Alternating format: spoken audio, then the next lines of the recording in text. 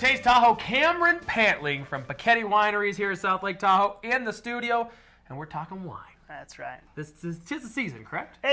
Every season is a season for wine, Drew. So tell me, you brought a few in today. Let's talk about a few of these wines and kind of the specialties that they include. Yeah, definitely. Our winery, we really focus on doing a lot of single vineyard, single varietal stuff. And so grocery stores, you might have a Cabernet, but it's from 30 different vineyards, where we like to just focus on one vineyard at a time. And so I just brought in a little specialty here.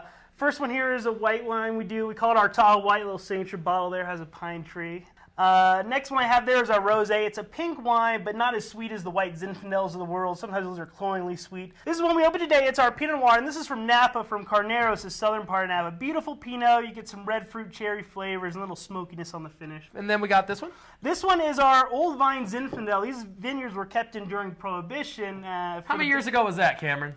This one was planted about 110 years ago, so one of the oldest vineyards in California. And they keep getting better, these vineyards, definitely. Correct? They don't give you as much fruit as they used to, but they get more concentrated, better flavors in them. That's why you get the old vine stuff. More expensive?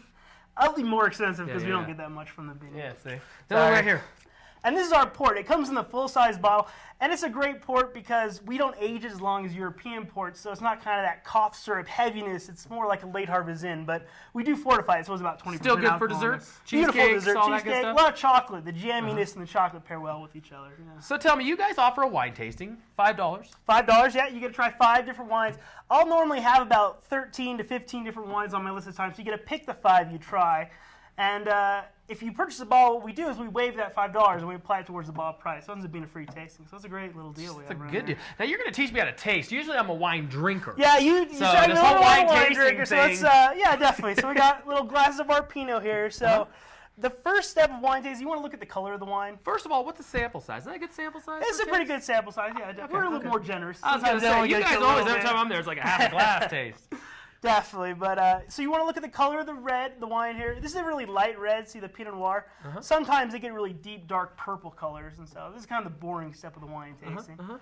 The next step is you want to swirl the wine.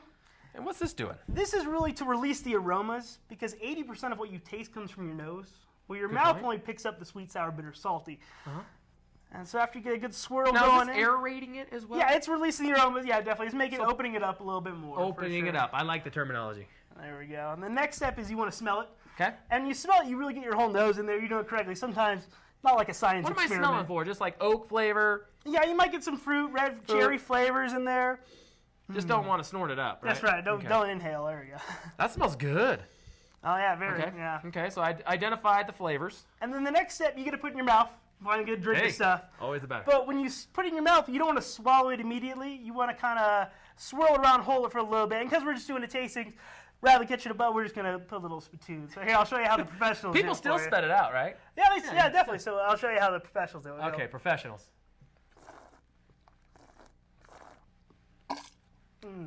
What's the point of sucking in the air there? It just gets some more intense flavors. Sometimes you want to have the wine hit every part of your mouth because you don't want to take it like a shot. Yeah. Well, professional there. I like the spitting part. There we go. That's all there is to it? That's all there is to it, definitely, yeah. Cameron from Picchetti Winery right here in South Lake Tahoe. What's the address? 3135 Harrison Avenue, right in South Lake Tahoe, next to Sprouts. $5 wine tastings. We'll see you next time on Taste Tahoe.